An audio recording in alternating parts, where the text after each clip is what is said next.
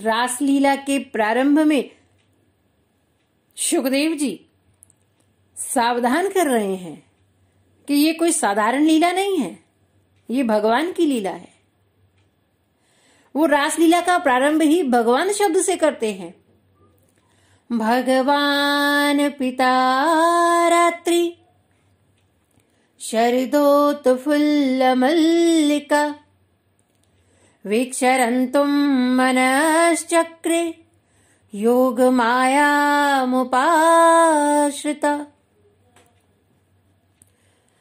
भगवान उसको माना जाता है जिसमें ये 6 लक्षण दिखाई देते हैं। पहला लक्षण, जिसका पंच महाभूतों सहित सबके ऊपर शासन चलता है। दूसरा लक्षण, वेद धर्म का एक भी नियम जो नहीं तोड़ता। तीसरा, जिसका यश निरंतर बढ़ता ही रहता है। और चौथा लक्षण क्या है?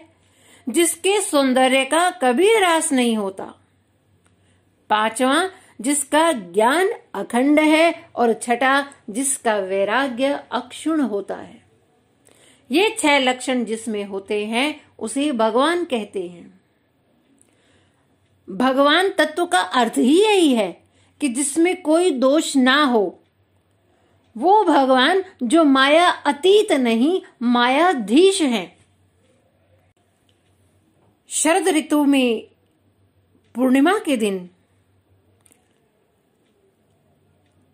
उस रात्रि को भगवान ने योग माया का आश्रय लेकर, योग माया कौन है? देखो, एक होता है महामाया और एक होती है योग माया। महामाया जो जीव की कामनाओं को पूरा करे। कौन सी कामनाएं? भौतिक कामनाएं, तब वो महामाया कहलाती है। और जो माया जीव को भगवान से जोड़ती है उसको कहते हैं योग माया। तो जो संसारी वस्तुएं मांगता है उसके लिए वो महामाया बन जाती है, और जो भगवान को मांगता है उसके लिए वो योग माया बन जाती है। योग माया मुपाश्रिता, योग माया का आश्रय लिया। योग माया का यहां तात्पर्य है श्री राधा रानी। माया का एक अर्थ कृपा भी होता है। वह कृपा जो भूले भटकों को भगवान के साथ योग कराती है। और रास माने रस वितरण, ठाकुर जी को रस बांटना है। इसलिए भगवान योग माया का आश्रय लेकर और शरद ऋतु में पूर्णिमा की रात्रि को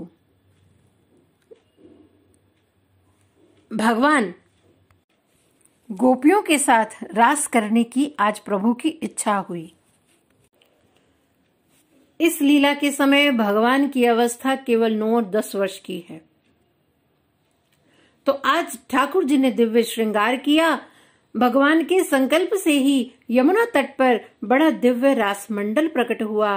मंद मंद वायु बहने लगी, भंवरे गुंजारने लगे, कोयल कूकने लगी, मोर नाचने लगे। बड़ा अद्भुत वातावरण रास मंडल का। तब कन्हैया एक कदम्ब की डाल पर बैठकर बड़ी सुरीली धुन में गोपियों को निमंत्रण देने लगे। सुखदेव जी वर्णन कर रहे हैं, निशम्य गीतम तदनंगवर्धनम ब्रज स्त्रिय कृष्ण गृहीत मानसा आजगमुरन्योन्यं लक्षितोद्यम सयत्र कांतो जवलोलकुंडला। भगवान ने गोपियों को तो बुलाया ही, कामदेव को भी निमंत्रण दिया था। तदनंग वर्धनम, काम के बीज को प्रकट किया। क्यों? क्योंकि कामदेव के मन में अभिमान था कि चींटी से लेकर ब्रह्मा पर्यंत सब मेरे अधीन है, मैंने सब पर विजय पाई है, ऐसा कामदेव के मन में अभिमान था। श्री कृष्ण से चर्चा हुई तो कहा, आप पर भी तो मैं विजय प्राप्त कर सकता हूं। कृष्ण मुस्कुराते हुए बोले, तो चलो प्रत्यक्ष देख लेते हैं। कामदेव ने कहा, लेकिन अखाड़ा मेरी अनुकूलता का हो। कामदेव की पत्नी रति है, जहां सुंदरता हो, एकांतता हो, सुंदर रमणीयता हो, यही तो कामदेव के उपकरण है ना। श्री कृष्ण ने कहा, ठीक है, स्थान तेरे अनुसार निर्धारित करके रास मंडल में जहां सब प्रकार का सौंदर्य, सुंदर गोपियां भी उपस्थित हों। प्रभु ने कामदेव को निमंत्रण दिया। तदनंग वर्धनम अर्थात काम को बढ़ाने वाला नाद भगवान ने बजाया। ये काम को जीतने की लीला है, रास लीला। श्री कृष्ण योगेश्वर हैं। शरद रात्रि को कृष्ण ने चंद्रमा की चांदनी को निहार के माधव ने ऐसी मुरली बजाई और बंसी की तान, जिस गोपी के गई कान, वही भूल गई अपना समस्त भान, देह गेह का कुछ भी नहीं रहा ज्ञान। जो जहां थी जैसी थी, वैसी की वैसी उठ दाई। दुनिया में यही सबसे बड़ी दुर्लभ वस्तु है कि हमारे बुलाने पर उसका चले आना और उसके बुलाने पर हमारा चले आना। श्री कृष्ण ने बंसी बजाई, सुनी उसी ने जो सुनना चाहती थी, फिर देर नहीं लगाई। सब गोपियां अपने घर में अपने अपने कामों में व्यस्त थी। किसी को नहीं भान था कि आज रास होगा। जो श्री कृष्ण की मुरली की तान गोपी के कान में पड़ी, वो जो काम कर रही थी, जो का त्यों उसे अधूरा छोड़कर वो उस दिशा की ओर दौड़ पड़ी जहां श्री कृष्ण की मुरली की धुन सुनाई दे रही थी। आज किसी गोपी ने किसी दूसरे को नहीं बुलाया। सब कोई अपने घर को छोड़कर बिना किसी को बुलाए आज श्री कृष्ण की मुरली की धुन पर दौड़ चली हैं। कोई दूध दोह रही थी, दोहना छोड़कर चली गई। कोई चूल्हे पर दूध उठा रही थी, दूध को उफनता हुआ छोड़कर चली गई।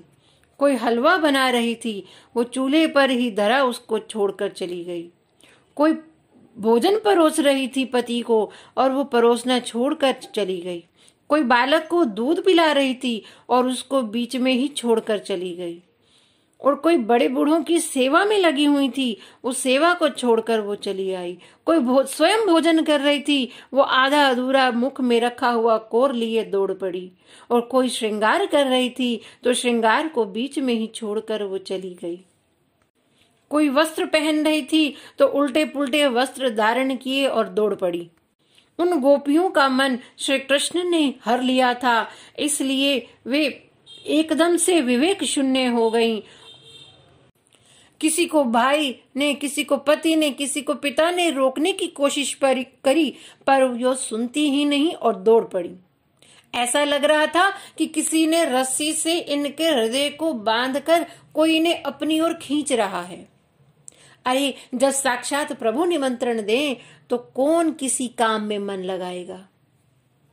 जब कृष्ण की बंसी बजी तब सब गोपियां घर के काम में लगी हुई थी। कोई गुरुजनों की सेवा में अर्थात धर्म का कार्य कर रही थी, और कोई गो दोहने अर्थात धर्म के काम में, अर्थ के काम में लगी थी, और कोई साज श्रृंगार अर्थात काम के संबंध में, और कोई पूजा पाठ आदि जितने भी मोक्ष के साधन वो मोक्ष में लगी हुई थी। परंतु वास्तव में उनमें से किसी एक भी पदार्थ को वो नहीं पाना चाहती थी। यही उनकी विशेषता थी। इसका प्रत्यक्ष प्रमाण है कि वंशी धुन सुनते सुनते ही काम को बिना पूरा किए अधूरा छोड़कर वो चली आई। आखिर ये गोपी है कौन? ये गोपी न स्त्री है, न पुरुष है, न इसका कोई लिंग भेद है। ये भाव का नाम है गोपी, अर्थात स्वाभाविक रति का नाम गोपी है, जिसको परमात्मा के प्रति नेचुरल लव है। इसके लिए कोई प्रयास नहीं किया या कोई कारण नहीं था कि भगवान के पास जाने के लिए। केवल और केवल निस्वार्थ विशुद्ध प्रेम था, स्वाभाविक प्रेम, अर्थात एक दूसरे का पूरक, जैसे संगीत और वाद्य। स्वाभाविक प्रेम का नाम ही गोपी है। अरे जब साक्षात प्रभु निमंत्रण दें तो कौन किसी काम में मन लगाएगा, और ओंकार बंसी की आवाज जब कानों में आती है ना, तो बस फिर और कुछ करने को बाकी रह नहीं जाता। अरे और लीला में तो भक्तों ने भगवान को बुलाया है, पर इस रास लीला में भगवान ने भक्तों का आवाहन किया है। जगमुख क्रिया का प्रयोग किया है, आजगमुख क्रिया, अर्थात मतलब शुकदेव जी वहीं उपस्थित हैं, वो लीला उन्हीं के सामने प्रत्यक्ष हो रही है, इसलिए कहा आजगमु, अर्थात वो गोपियां वहां आ गईं। शुकदेव जी ने ये नहीं कहा कि वो गोपियां वहां चली गईं। क्यों? क्योंकि ये साक्षात लीला शुकदेव जी के सामने हो रही है। शुकदेव जी शुकमंजरी बनकर विराजमान हैं और दिव्य रास का दर्शन कर रहे हैं। किसी और को घुसना हो तो अनुमति मांगनी पड़ेगी, पर तोताराम को तो कहीं भी उड़कर बैठ सकते हैं, इसलिए वे उस रास लीला का प्रत्यक्ष अवलोकन कर रहे हैं। अरे महारास में तो प्रवेश तभी मिलेगा ना जब हम देहाध्यास भूलेंगे। और गोपी का अर्थ ही यही है। गो माने इंद्रियां, गोपी ही इंद्रिय ही कृष्ण रस पिबती इति गोपी। जब हमारी समस्त इंद्रियां कृष्ण रस का पान करने लग जाएं, नैन निहारे तो माधव की झांकी को, कान सुने तो माधव की कथा को, वाणी गावे तो गोविंद के गुणानुवाद को, पैर चले तो गोविंद के मंदिर की परिक्रमा में, यानी जिनकी सारी इंद्रियां उस परम रस में डूब जाएं, उसी को गोपी कहते हैं। ठाकुर बंसी बजाते हैं। बंसी कैसी बज रही है? इस भजन में श्लोकों का ही अनुवाद है। वंशी बाजी रे, हो वंशी बाजी रे, वंशी बाजी रे, हो वंशी बाजी रे।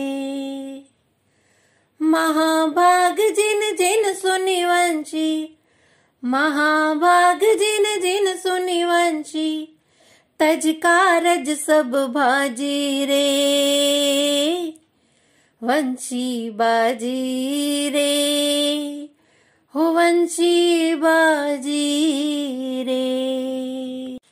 वंशी मिटे रे प्यारो, राधा राधा राधा, ताही सुझाए रयो प्रेम अगाधा।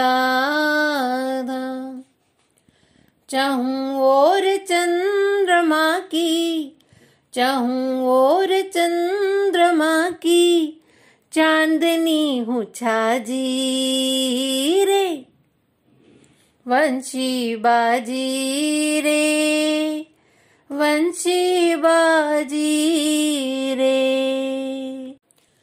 तीन लोक 14 भुवन, प्रेम में डुबाए, सुर नर मुनि जड़, चेतन बुराए। प्रेम की लहर मानो, आनंद लहर मानो, चहूं और माची रे, वंशी बाजी रे, ओ वंशी बाजी रे। यमुना प्रवाह रुक्यो, जल ठहराई, द्रवित भये गो वर्धन राय। सबकी दशाओं पलटी, सबकी दशाओं पलटी, कैसी तान गाजी रे, वंशी बाजी रे, हो वंशी बाजी रे। देह को न भान रयो, कर्म धर्म छूटे, जगत के सारे संबंध क्षण में टूटे। डोर सब तोड़ चली, डोर सब तोड़ चली, प्रेम रंग राची रे। वंशी बाजी रे, हो वंशी बाजी रे। नंगे पग कंटक को मार्ग सुहाए, हर एक दुख तब सुख सरसाए। लागी जो लगन अब, लागी जो लगन अब, छूटे ना छुटाए। कौन रोक पाए जब कन्हैया बुलाए। पाप और पुण्य राशि, पाप और पुण्य राशि, सब कछु नासी रे। वंशी बाजी रे, हो वंशी बाजी रे। कोटि कोटि गोपी गण रास माहियाई, जिन जिन पे कृपा कर हरि ने बुलाई। हम सभी बाट तके, हम सभी बाट तके, करुणा की प्यासी रे। वंशी बाजी रे, हो वंशी बाजी रे। वंशी बाजी रे, वंशी बाजी रे। महाभाग्य जिन जिन सुनी वंशी, महाभाग्य जिन जिन सुनी वंशी, तज कारज सब भाजी रे। वंशी बाजी रे, वंशी बाजी रे। जो जिस स्थिति में थी सब भगवान की ओर दौड़ पड़ी। जैसे ही गोपियां पहुंची, कन्हैया ने स्वागत किया। स्वागतम वो महाभागा, प्रियं किं करवाणि व, व्रजस्यानामयं कच्चित् भ्रूतागमन कारणम। स्वागतम वो महाभागा। भगवान उनको महाभागा कहकर संबोधित करते हैं। कौन होता है महाभाग्यवान? हर एक का अपना दृष्टिकोण होता है। सामान्य लोग किसी की गाड़ी, बंगला, नौकर चाकर देखकर कह देते हैं कि सेठ जी बड़े भाग्यवान हैं। लेकिन संतों का दृष्टिकोण ये नहीं होता। बंगला, गाड़ी, नौकर ये सब सुविधाएं हैं तो अच्छी बात है। संत तो केवल यही पूछेंगे कि कभी वृंदावन गए हो, बांके बिहारी का दर्शन किया, गंगा जी नहाए क्या, गीता भागवत पढ़ी क्या, कथा सुनी क्या, भगवान नाम जप किया क्या, ध्यान किया क्या? क्या ये सब करते हैं आपके सेठ जी? यदि उत्तर देने वाले ने ये कहा कि अजी महाराज ये सारा काम करने के लिए हमारे सेठ जी के पास समय कहाँ, वो तो बड़े व्यस्त रहते हैं, यदि ऐसा कहा तो संत के मन में सीधा ये आता है तो फिर उस कर्म फूटे की बात मेरे सामने क्यों करते हो? अरे जिसके पास ये सब करने का समय नहीं है तो उसके पास जितना भी कुछ क्यों ना हो सब व्यर्थ है। अरे ये धन तो पापियों के पास भी होता है। सुतदारा अरुलाक्षमी पापी के भी होय, संत समागम हरि कथा तुलसी दुर्लभ दोय। धन समृद्धि ये सारी बातें साधन के रूप में होती हैं, पर ये साध्य नहीं है। मानव जीवन का परम साध्य भगवान की भक्ति का आनंद है, और वो केवल सत्संग से प्राप्त होगा, कथा से होगा। इन साधनों का सही उपयोग करके जो परमानंद के मार्ग पर चल पड़े वो महाभाग्यवान है। इस जन्म का कमाया धन कब तक अपना? जब तक सांस चल रही है। ये बंगला धन अगले जन्म में हमारे काम नहीं आता। इसलिए यदि हमने परमात्मा में मन लगाया, तीर्थों में गए, कथाएं सुनी, जप किया, साधन करते रहे, तो भगवान गीता में स्वयं कहते हैं कि इस जन्म का किया जितना भी साधन है वो सारा साधन अगले जन्म में मैं तुम्हारे पास पहुंचा देता हूं। तत्र तं बुद्धि संयोगम लभते पूर्वदैहिकम् यत ते च ततो भूय संसिद्धो कुरु नंदन। भगवत गीता के 6 अध्याय में भगवान स्वयं कहते हैं कि साधना का नाश नहीं होता और धन का नाश हुए बिना रहता नहीं। इसलिए महाभाग्यवान वो है जिसने साधन का सही सदुपयोग किया है। साधना करने के लिए जीवन है। भगवान कहते हैं सखियों आप महाभाग्यवान हैं। क्यों? क्योंकि आप मेरे लिए दौड़ी। भोगों के पीछे चलने वाली दौड़ जीव को कहीं पहुंचाने वाली नहीं। तो भाग्यवान किसे कहते हैं? जिसके पति, पुत्र, धन हो, अच्छा स्वास्थ्य हो, सम्मान हो, वो भाग्यवान। और महाभाग्यवान कौन है? जिसके जीवन की गति अब संसार की ओर नहीं गोविंद की ओर है, और जिसने अपने जीवन का लक्ष्य गोविंद को मान लिया है।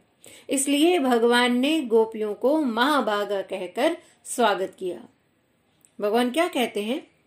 प्रियम किम करवाणी वा, बताओ मैं तुम्हारा कौन सा प्रिय कार्य करूं। अपना कारण तो बताओ आने का। खुद बुलाया तो पूछ क्यों रहे हो?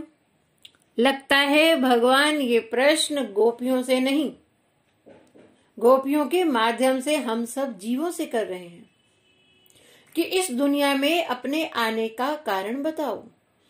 कथा में, वृंदावन में आने का कारण बताओ। देखो, भक्त 2 प्रकार के हैं। एक भगवान से चाहने वाले, दूसरे भगवान को चाहने वाले। भगवान कहते हैं अगर मुझसे चाहते हो तो मैं जरूर दूंगा। अरे जगत मजूरी देते है तो क्यों राखे भगवान, जिसने जितनी माला की है सबका दूंगा हिसाब। अरे मैं तो मुक्ति तक देकर पीछा छुड़ा लेता हूं, लेकिन अगर मुझको चाहते हो तो मैं परीक्षा लूंगा। क्योंकि जब कोई व्यक्ति घर खरीदता है तो उसको अच्छी तरह से देखता है, और भगवान हमारे हृदय में वास करने आएंगे तो देखेंगे नहीं क्या? भगवान परीक्षा ले रहे थे कि सब कुछ छोड़ के आए हैं मेरे लिए, इनका त्याग आवेशजन्य है कि विवेकजन्य है? कहीं ऐसा तो नहीं घर में हुई खटपट चल बाबा के मठ पर। क्योंकि वैराग्य भी 4 प्रकार का होता है। विवेक पूर्वक, अरुचि पूर्वक, दोष पूर्वक और भगवत रति पूर्वक। ये भगवत रति पूर्वक वैराग्य है कि संसार से विरक्ति हुई है। जब ये पूछा कि क्यों आई हो तो गोपियां बेचारी खिन्न हो गई, सबका उत्साह भंग हो गया। भगवान ने कहा अरे गोपियों इतनी हड़बड़ी में क्यों दौड़ती आई हो? कुछ अनिष्ट तो नहीं हुआ? कारण तो बताओ। अरे कोई आपको भोजन पर निमंत्रण दे और फिर आपसे पूछे कि भाई साहब कैसे आए, तो हमें कैसा लगेगा? बुलाया आपने है और पूछ हमसे रहे हो। अब गोपियों को तो जैसे धक्का लग गया, उनका मुंह ही उतर गया, पैरों के नखों से धरती कुरेदने लगी, नेत्रों से जल बरसने लगा। हृदय दुख से इतना भर गया कि मुख से बोल ना सकी और चुपचाप खड़ी रही। अरे इसकी बंसी के स्वर को सुनकर हम दौड़ी दौड़ी आई और यही पूछ रहे हैं कि क्यों आई। और कन्हैया बोलने का समय नहीं दे रहे, बस बोलते जा रहे हैं। रजन्येषा घोर रूपा घोर सत्व निषेविता प्रतियात व्रजम नेह स्थेयं स्त्रीभिः सुमध्यमा।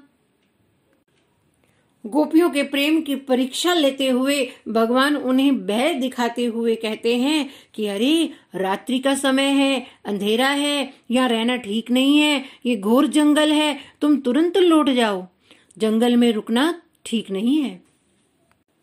जब गोपियों पर भय का भी कोई प्रभाव न रहा तब भगवान उन्हें कहते हैं, मातर पितर पुत्रा भ्रातर पतयश्च वा विचिन्वन्ति है पश्यन्तो मां क्रीडवं बंधु साध्वसम्। भगवान कहते हैं, देखो तुम्हारे माता पिता, पुत्र, भाई, पति सब तुम्हें खोज रहे होंगे, उन्हें तुम्हारी चिंता हो रही होगी। अरे जल्दी जाओ, घर लौट जाओ। लेकिन फिर भी गोपियों ने नहीं सुना और वो वहीं खड़ी रहीं। अब भगवान उन्हें अगली बात कहते हैं। क्या कहते हैं भगवान? दृष्टवं वनं कुस्मितं राकेश कररंजितम् यमुना निर्लीलैजतरु पल्लव शोभितम्। भगवान बोले, अच्छा तो शरद पूर्णिमा है आज, लगता है चांदनी में वन की शोभा देखने आई हो। अच्छा देख लिया हो तो अब घर जाओ। गोपियों ने फिर सिर हिला दिया। अब भगवान कहते हैं कि लगता है तुम्हारा अपने पतियों से झगड़ा हो गया, इसलिए तुम यहां आई हो। अब भगवान पति धर्म का उपदेश देने लगे। भगवान एक इतिहास सुनाने लगे। देखो, एक पतिव्रता स्त्री थी, उसका पति थका मांदा घर आया और पत्नी की गोद में सिर रखा तो उसकी आंख लग गई। पास में ही उसका बालक खेल रहा था और हवन कुंड में अग्नि जल रही थी। उसका बालक अग्नि के पास ही था, तो वो सोचने लगी कि अगर मैं उठती हूँ बालक को बचाने के लिए तो पति की नींद खुल जाएगी, मेरा पतिव्रत धर्म नष्ट हो जाएगा। बच्चा उस कुंड में गिर गया, लेकिन उसके पतिव्रत धर्म के प्रभाव से उसके लिए अग्नि शीतल हो गई और बालक को कुछ नहीं हुआ। देखो, पति कैसा भी हो, लेकिन पति की सेवा नारी का धर्म है। गोपियों ने सिर हिला दिया कि हमारा पति से झगड़ा भी नहीं हुआ है।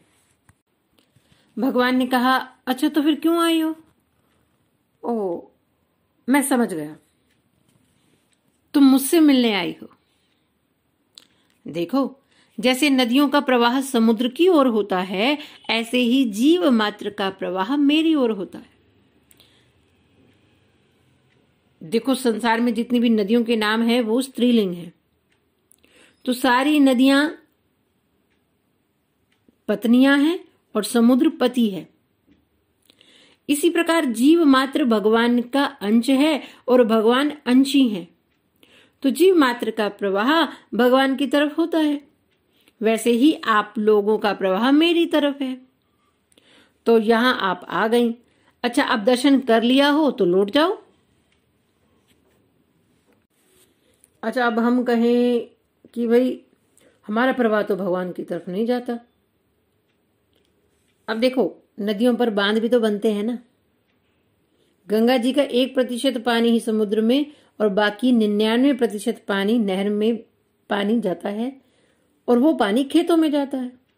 ऐसे ही हमारे चित्त अंतःकरण में जब काम, क्रोध, लोभ, मोह आदि का बांध बन जाता है तो हमारे चित्त का प्रवाह विषय वस्तु और व्यक्ति की तरफ चला जाता है। इसलिए हमारा प्रवाह भगवान की तरफ नहीं रहता। भगवान कहते हैं गोपियों से कि अगर मेरा दर्शन कर लिया हो तो लौट जाओ, पर गोपियों कुछ नहीं बोली। तब कन्हैया ने कहा कि देखो, मेरे नजदीक रहोगी तो एक ही लाभ मिलेगा, क्या? केवल दर्शन।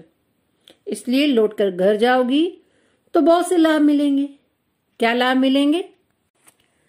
श्रवणा दर्शना ध्यानान्वय भावो अनुकीर्तनात् न तथा सन्निकर्षेण प्रतीयात् ततो ग्रहान्। भगवान कहते हैं कि घर लौटकर जाओगी तो मेरी कथा भी सुनोगी, ध्यान, स्मरण, जप भी करोगी और मेरे सामने रहने पर तो केवल दर्शन ही कर पाओगी।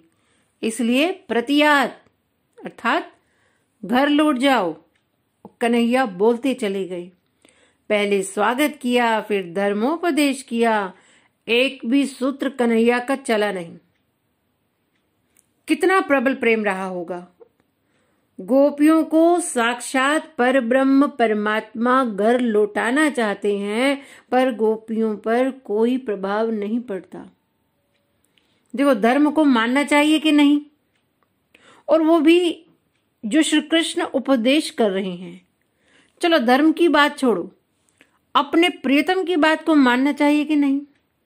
अरे लोग तो प्रेम में इतने पागल होते हैं कि तुम कहो तो मैं जान दे दूं, पर यहां तो किसी ने नहीं माना। माता पिता गुरु के बाणी, बिना ही विचार करी सुख मानी। और गोपी ने नहीं माना तो उससे क्या गोपियों की महिमा कम हुई कि बढ़ी?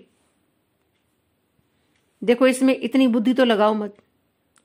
ये प्रेम का नगर है, इसमें होंठ क्या बोलते हैं ये नहीं देखा जाता, हृदय क्या बोलता है वो देखा जाता है।